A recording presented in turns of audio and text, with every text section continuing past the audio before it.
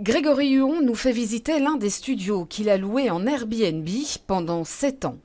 Mais considéré comme illégal au regard de la réglementation régionale, ce logement, jusqu'il y a peu en location courte durée, figure désormais sur le marché locatif classique. Le gouvernement de la région de Bruxelles-Capitale a fait appliquer son ordonnance du 8 mai 2014 qui interdit donc l'exploitation d'un logement au sens du PRAS en hébergement touristique, en location courte durée.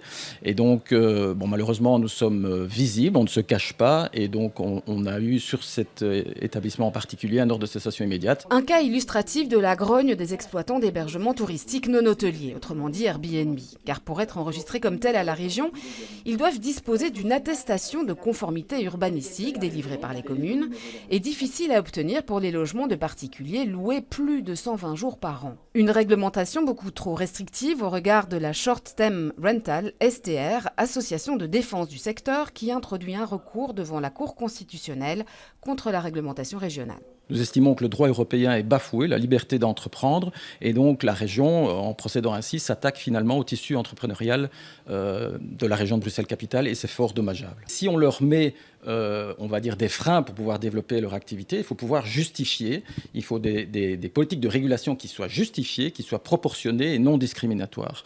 Et nous estimons que ce n'est pas le cas. Mais pour les autorités publiques, il s'agit notamment de protéger le marché locatif classique. Dans certaines rues de l'hypercentre, 20 à 30% des habitations sont louées en Airbnb.